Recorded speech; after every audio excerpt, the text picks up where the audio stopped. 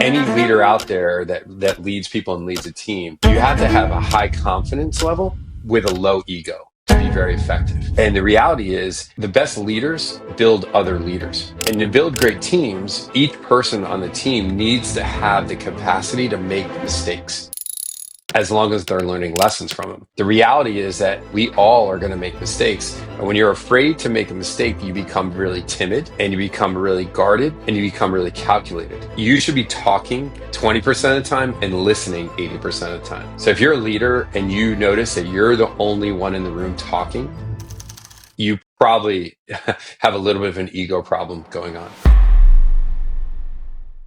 Stressed about keeping your team strong in a chaotic world? Meet Skye Michiels. On today's Executive Connect podcast, we're going to meet him. He's coached over 30,000 pros and built a heart-driven approach to leadership that's all about you. Unlocking resilience, boosting morale, and growing 1% better every day.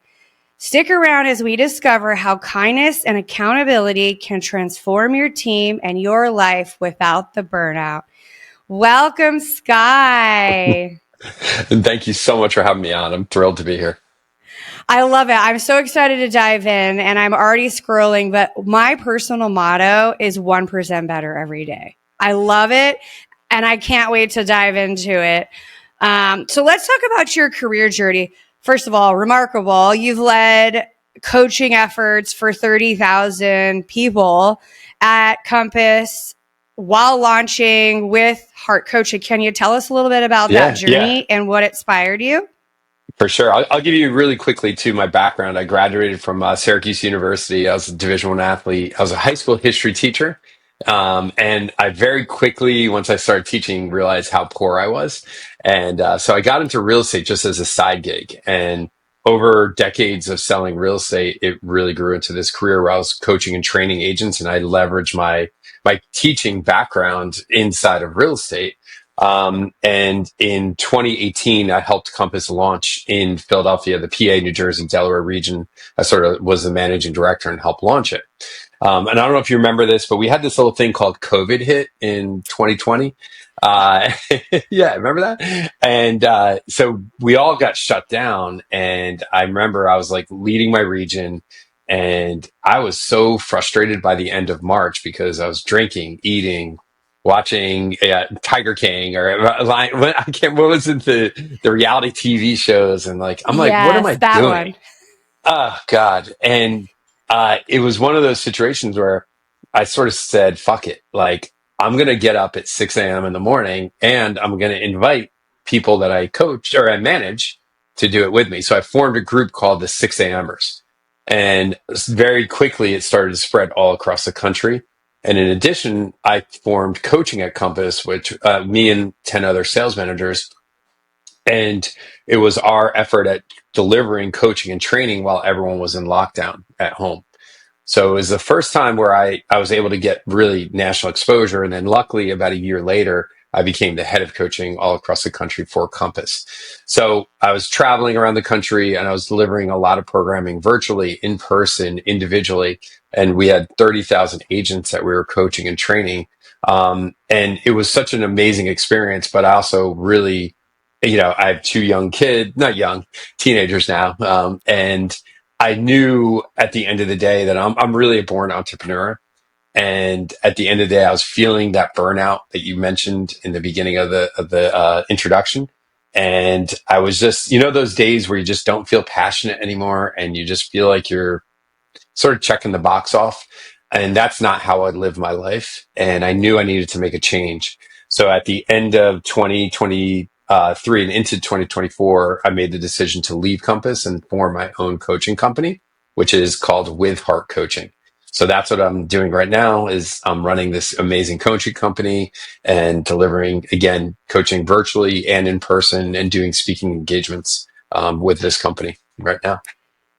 Yeah, first of all, I do remember those COVID days, and I do remember so many of us became or did things that we weren't super proud of, like mindlessly scrolling through whatever, TikTok, and watching too much TV and drinking too much alcohol and laying around. But I think the interesting beauty of that is we opened our mind up to what we should be doing when we turned off all the distractions and we really got focused on, what is our life mission? Where are we driving towards? And so one of the things I want to talk about, I love the word resilience. I don't know why, it's just been my word over the last few years. And I feel like it's such an important word and in such an important place to building resilient teams, especially in the world we live today with changing, political systems, changing technology, what's correct on media. It's really just a unique time to teach people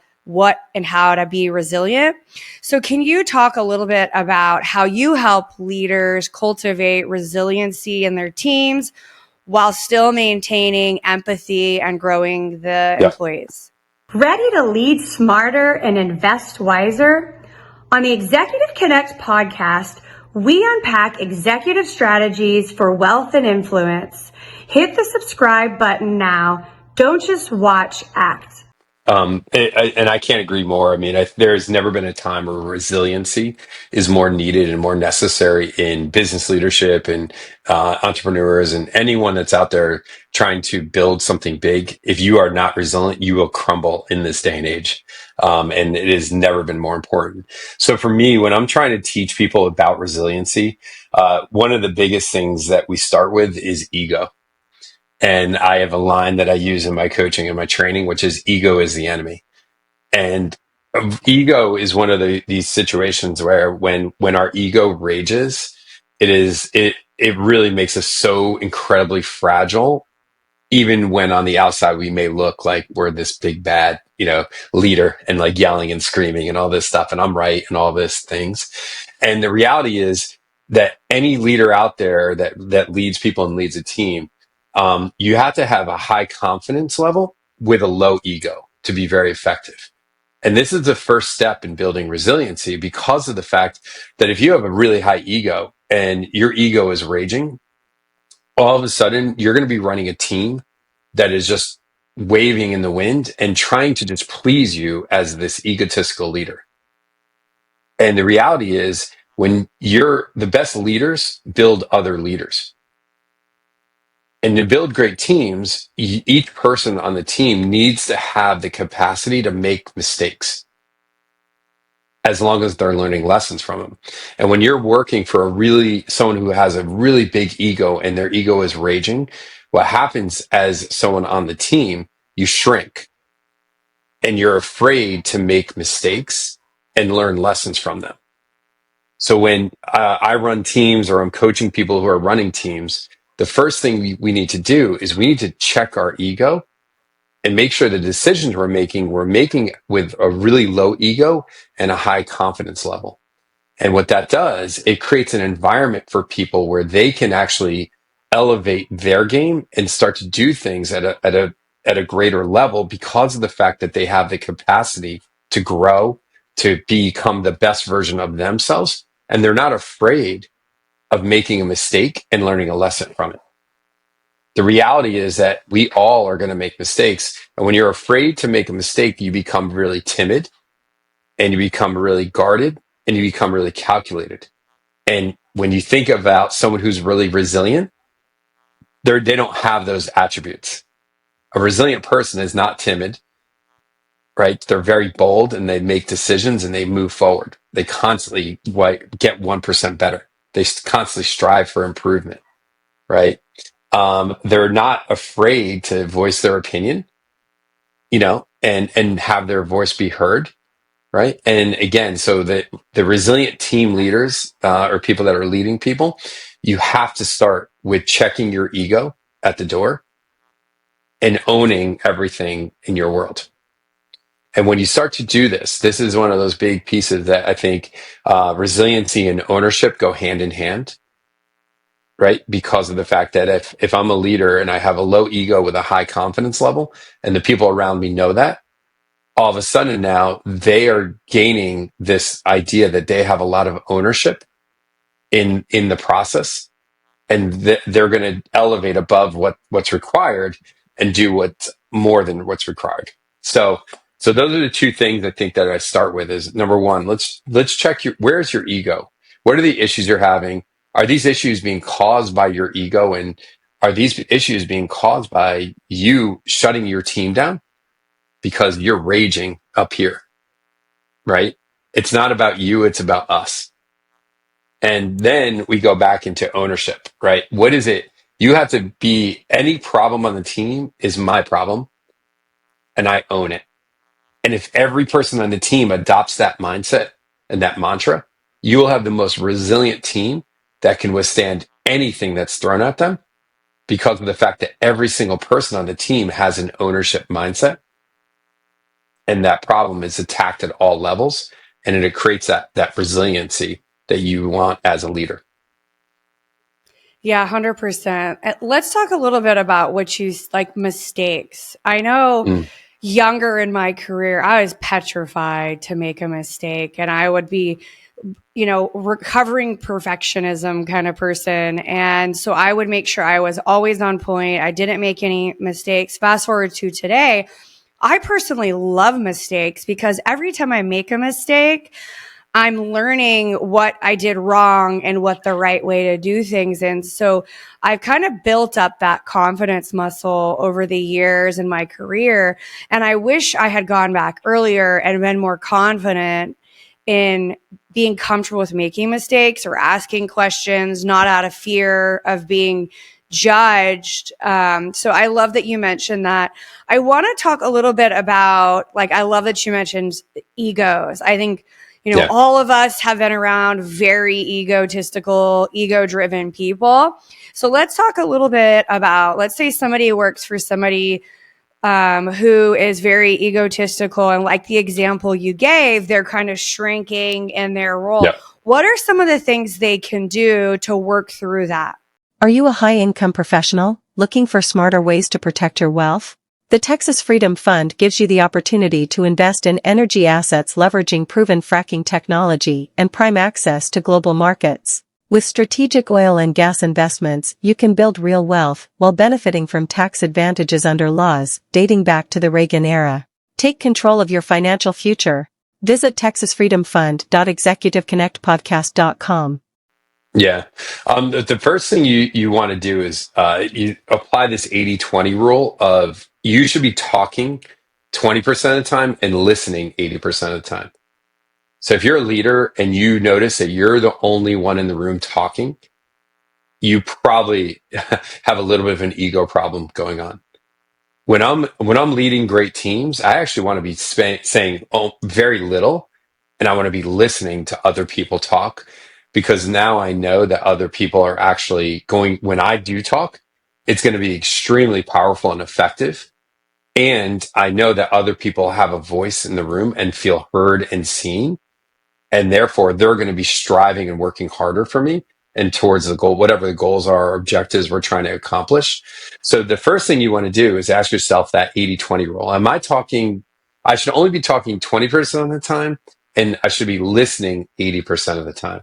So your next team meeting, almost do have a little in the back of your mind, have a mental check, or if you have a great operations manager who you trust, you could even say, hey, let's record this meeting. And you don't need to do this scientifically, but just sort of keep track of how much I'm talking versus how much I'm allowing other people to talk. And it's a really great way to sort of test this egotistical theory and see if you have this going on. The other thing is, if you notice that you are constantly frustrated by other people and the actions they're doing or not doing, it could be because of the fact that you have an ego or an ownership problem as well. So if you notice you're going home at the end of the day and your partner, your wife, your husband, or whoever it is at home, and all you're doing is complaining about the people you work for, often we need to look in the mirror and say, wait a minute, what am I doing to contribute to these problems? Or what am I doing to actually not create a powerful environment where, again, I'm allowing people to make a mistake, but not make the mistake and be punished for it, make the mistake and grow from it. right? And that's, I think, the key thing we need to start to think about. And these are some of the signs you need to look out for as a leader is, am I frustrated because people aren't doing something? Most likely, it's a you problem, not a them problem. You either didn't explain it well enough, you don't have the right systems in place.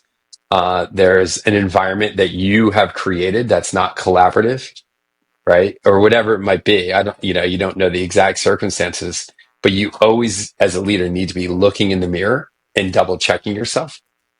And I actually keep a piece of paper with me at all times. It's a Roman parable. So in Rome, when the military leader, the emperor would win a military campaign, they would and they would parade back into the city of Rome. They would put a slave in their left ear, whispering, "Ego is the enemy. Ego is the enemy," as a reminder that no matter what you do, you always got to make sure the real enemy is your ego, and you always have to be checking it. And that's the real key to growth, and the real key to success is actually creating a world where you are really, really confident and really, really low ego or really humble. And it's a really interesting dichotomy to sort of walk down when you can create that. Yeah, I love it. It made me think my mom always used to tell us as kids, you have two ears and one mouth. We got to use them proportionately. And so that always runs in my head. I want to talk a little bit about leading with the heart and really the power of kindness and accountability. I know you've often spoke about leading with heart and balancing kindness and accountability. How can leaders incorporate these values while driving results for their organizations? It's one of my favorite topics because I think we've been fed a little bit of a lie in business and in our leadership environments that you need to actually be hustling and grinding and doing things that you see this on Instagram or YouTube, right? All these like ultra masculine messages around like hustle grind, and this hustle and grind culture, I think, is actually when you are in that hustle and grind culture, you actually accomplish way less than when you're in a culture of kindness and empowerment. And it's a really, again, it's an interesting dichotomy, right? Because you can't, kindness is mistaken for being walked over or like being a pushover. That's not what kindness is, right? Kindness is being able to lead and make the people around you feel and know that they matter to you. And that is like, if we define kindness in that way, all of a sudden now your power and your influence over people is multiplied tenfold, as opposed to you pushing people to their breaking point where they feel like they don't matter, and the only thing that matters are your KPIs, your objectives, your goals, whatever it might be, and hitting those things. When people feel like they matter to you, and you are leading with that kindness or heart or care, they'll do anything for you. They'll push so hard for you. And that is one of the key factors that we need to start to adopt in business culture, is we need people to feel and know that they matter to us. And it's not that we're not going to have standards. It's not that we're going to hold people to standards. It's that we are going to allow them to become the best versions of themselves because of the fact they do feel like they matter. And you can relate this. Think about your family, right? Your family. You would do anything for your family, your kids, your husband, your spouse, your parents, etc. And the reason is, yeah, they're family, but they also matter to you, and they know that, right? And when something matters to you, you will work so hard to strive and achieve that. So I think a lot of leaders that are out there listening to this, you got to ask yourself the question: Do my people know and feel that they matter to me? And it can't be, if you just go in and say, "Hey, you matter to me. Great job, everyone." It can't just be this verbal, diarrhea that you're spewing, right? It actually has to be done in actions and in feelings and in like the policies you implement, the way you run meetings, the way that you talk to individuals, right? If you look and you know nothing about an individual's life, most likely your team is not functioning at its highest level, right? Because at the end of the day, we need to know that people need to know. People need to know that they matter to us in order for them to start to really work at their optimal level. And again, it really goes back to that ownership kind of a principle as well. So when And I think someone knows that, people, yeah, yeah, I agree. And I think people realize when it's transactional, right? They realize that, hey, Skye, how's your day going? Okay, so what we got to do now is get started. Like they know that we're just checking a box, like there's no pause, and we're bulldozing to the next thing. I think in a culture, in a world that's so get it done yesterday, what are you doing for me today, and transactional, when you're not leading with your heart, people can tell that you're just kind of showing up. And so first of all, I love your shirt. I always feel like thanks. I'm personally under construction. So I love this shirt. I need to get it. I want to talk about continuous improvement and kind of Yeah, what I said at the beginning, the principle of 1% better every day. I love that. How can let's talk a little bit about breaking that out and what it means, and how can organizations create a culture of continuous improvement and yeah, becoming better while driving results? Can you share a little bit about how yeah. companies can do this? Well, I think, and again, going back into, sort of this shift we've seen inside our culture of we only care about the results. We don't care about the process and the systems that got us to those results. A lot of our companies, a lot of our leaders, when you're only focused on the results and you don't focus on the small, tiny atomic steps that it took to get to these results or what you're striving to get to, what happens is you're creating a situation where people feel that what they're doing does not matter, and that they're never going to be successful in anything that they do.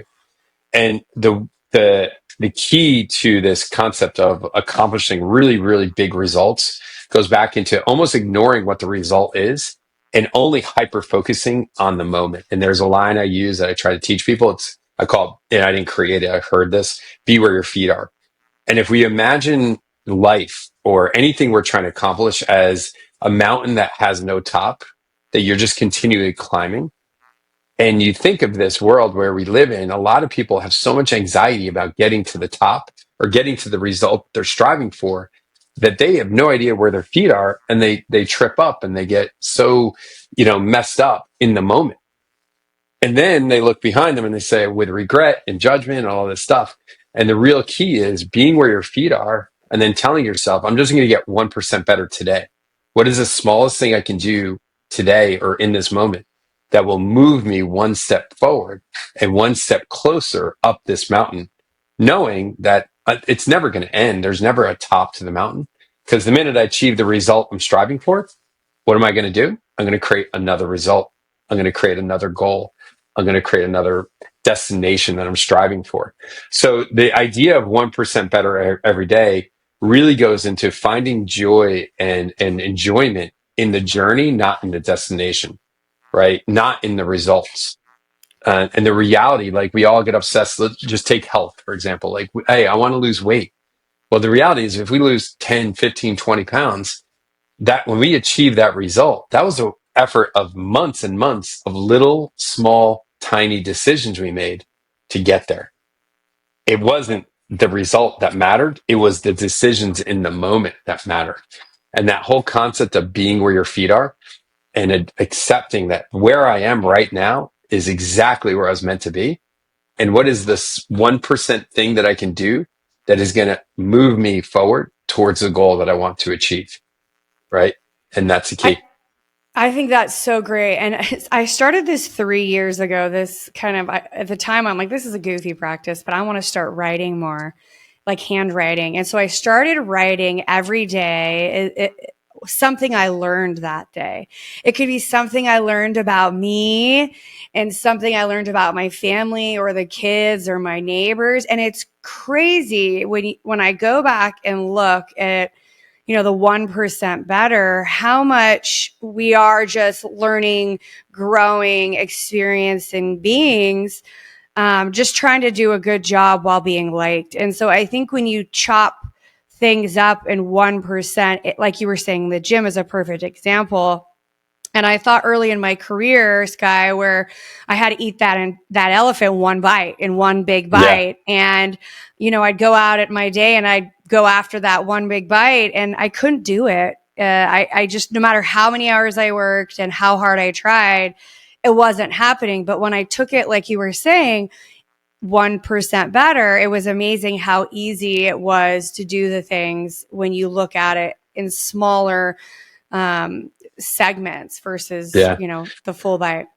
I think the other thing to add on top of that too is that we often don't celebrate our wins enough. Like, and when you only celebrate the result, right? Like, all right, once a year we're going to celebrate the award ceremony, or we hit this sales goal, and that's a once a year celebration. But the reality is, we were born on this earth to be happy and joyful and have fun, and wake up and be excited about our day. So when you can also add a small level of celebration into that 1% accomplishment, that's another big thing. And I'm not saying like every day you get a trophy, right? But if there's something you can do that celebrates the fact that you improved that day, it allows you to really experience the joy of the journey into the goal in this everyday kind of a way. So you writing down your one win is that's a form of celebration that, it's such a powerful thing, because you actually are acknowledging what you did that day that made you better. And that's so huge. And it allowed you to celebrate that accomplishment 365 times in a year. That's so great. Yeah, and it's funny to go look back at some of this stuff. Yeah. I'm like, wow, was that hard for me back then? Yeah. And today, things that were, the hardest things back then are like the easiest things now. Yeah. So, I want to switch a little bit. I feel like right now in the world, everybody is uncertain. They're not confident. They're struggling with what's going on with the economy and politics and all the M&A activity. So the world is rapidly changing. There's a lot of uncertainty. Leaders are navigating really tough times and uncharted waters. So how can we prepare leaders effectively to lead their teams when all they can focus on is, the stock market, or who's in the White House, or whatever else is going on around them? So how do we keep morale high at yeah. the same time? Oof, so such a great question, and one that I probably help people deal with every single day. The very first thing we need to do is we as a culture have become obsessed with the urgency, right? Like, what is the most urgent thing that is flashing across our plate? And I think, again, I'm holding my cell phone for anyone that's listening, right? I pull up my cell phone, and there's all these beeps and blings and notifications, and I click on it, and all of a sudden I'm in this black hole of like politics or social media or comparison. So the first thing we need to do is we need to understand that really great things are not accomplished when we're in the urgency mode. Really great things are accomplished when we hyper focus on what's important. So as a leader in these times when things are so uncertain, you have to constantly be surfacing and talking to your team about what is important in the big vision, in the picture, and then how does that relate to today in a non-urgent manner. So I'll just use real estate as an example, right? So in real estate, it's really, really important for you to maintain deep and meaningful relationships with your past clients, but it's not urgent. So as a team leader, if I coach many real estate team leaders, as an example, one of the things that you need to do is you need to instill very small practices every day that allow people to refocus on the big rocks, the important things in their business that don't have an immediate result, will not produce immediate gratification, but produce very long-term gratification and extremely big results. And answering that email about a client needing to drop off a check, or answering, someone texted you about what's the lockbox code, right? Like, even though that feels so urgent, all of a sudden what we're doing is we're getting into this loop or a tornado of urgency. And what happens is the important things, the big rocks we need to move in our business, get pushed pushed day by day by day, week by week by week, month by month by month, and then year by year. And we never do the important things. So as a leader, the biggest thing you need to do is simplify down. What are the one, two, or no more than three things that are so important to our business? And then what's the smallest thing we're going to do today to move forward towards these important things? And then we're going to focus on the urgent stuff. But if you start your day with important things, eat the frog first, the big rocks, right? Whatever it is whatever analogy works for you, you have to, as a leader, be constantly resurfacing the important but not urgent things that need to be worked on, and then create a hyper focus on them. 100%. And I think that goes back to leading ourselves, right? Talking about the big rocks. I think, I don't know, like you were saying, I get thousands of emails, all kinds of text messages, constant calls and pop-ups and this and this and this. If you're always replying, you're really lost in leading yourself. And so I want to switch gears and talk prioritizing self-care and your well-being. I know I am somebody who prioritizes healthy, selfish habits every single day, because I can't help others if I am not centered in me. So I know you encourage people to prioritize their well-being without feeling guilty. So how does that impact leadership performance? Ooh, it's everything, everything. And that you use a term I love, healthy, selfish, right? We need to reinstill this mindset that it's actually the word selfish, as long as we use it with healthy, it's actually self-love. And you have to love yourself first, or else everyone else that you're trying to take care of will suffer, even if you don't recognize it. And we often will use the excuse that we are responsible for other people and therefore they have to come before us as an excuse to not take care of ourselves. And this happens all the time for business leaders, where they're so burned out and so depleted because all day, every day, they're just pouring all this energy into other people, and they forget how important they are to the success of the whole organization. And when you are a leader and you're fully depleted, your team is going to suffer. When you run a family, you're a parent and you are depleted, your kids are going to suffer. But when I wake up early in the morning and I fuel my body and I take care of my mind and I infuse my spirit with energy, the minute those kids wake up, they feel the full force of me as a parent. The minute I show up to my team feels my full force of energy. And when you do that, you don't even need to speak. People will feel you. They will feel the energy just pouring off of you when you show up in your most powerful self. So for everyone on this call, you have to take care of yourself in order to achieve anything big. And use the term healthy selfish. I'm going to be healthy selfish right now, and I'm going to go work out in the morning or at night or whenever it might be. And yes, for me, because my business and my schedule, my family are really important to me. For me, that means I need to reprioritize my morning, and I'm going to wake up early before anyone else gets up to make sure I start my day in a powerful way. And it means that at night, I'm not going to binge watch TV. I'm going to get to bed on time so I can wake up in the morning, because I know the fact that when I invest in myself in this really, really powerful way, first thing in the morning, the trickle down effect to the people around me I can't even tell you how powerful it will be for the people that surround you. And I think I'm really passionate right now about really trying to coach people away from being addicted to cell phones, because of the fact that I think if you're listening to this and the answer is yes, if you sleep with your cell phone right next to your head, there's a very high likelihood that you are addicted to your cell phone. And we don't recognize that trillions of dollars have been spent to create a device that is actually making us unhappy and unhealthy and disconnected. So my challenge to anyone listening to this is take all your notifications off your phone. You don't need them.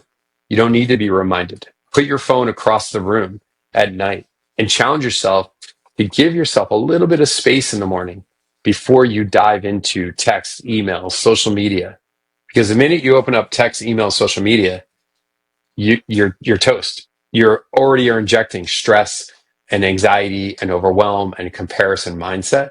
So for me, one of my goals is to not have any electronic influence for at least 30 minutes in my day before I get my day going. My cell phone is across the room. I use an alarm clock. I don't use my cell phone for the alarm. I wake up, hit it off. I go downstairs, drink my coffee. I meditate. I read. I get ready to work out. I go grab my cell phone. I'll go to the gym. And this way, it allows me to have some space to connect spiritually and emotionally and intellectually with myself.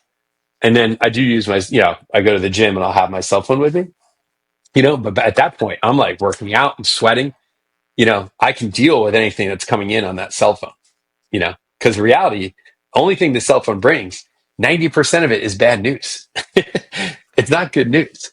So why am I going to wake up in the morning? And if my kids came to me and said, "Hey, Dad, should I wake up in the morning stressed out and overwhelmed or happy and motivated?" I'm going to say happy and motivated.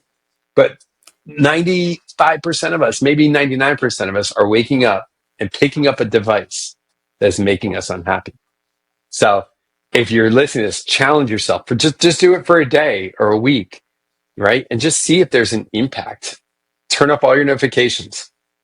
Dedicate yourself to a healthy, selfish routine and challenge yourself to have, even if it's a minute or 5 minutes of space before you pick up and open your cell phone. I guarantee you're going to see an impact in your life. More importantly, you're going to see an impact in the lives of the people around you. I love that. I think there's so much in that.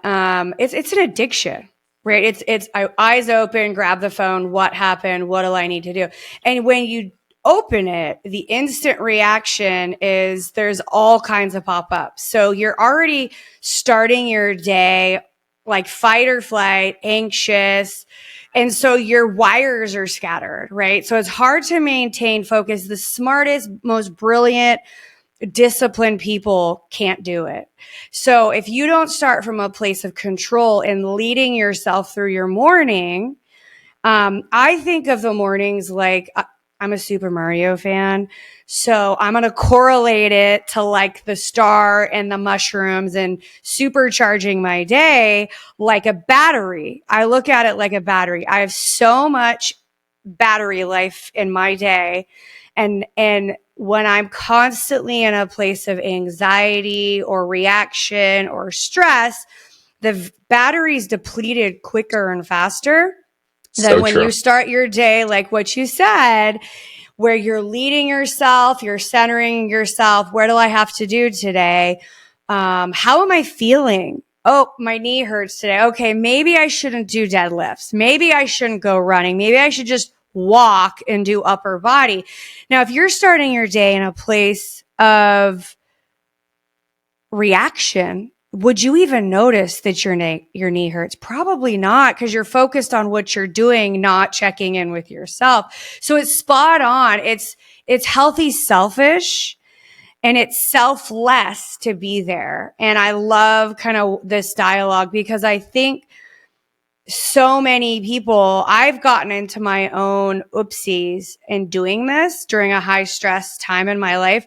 And so I've done the like litmus test to how I'm feeling without that morning phone versus with the morning phone.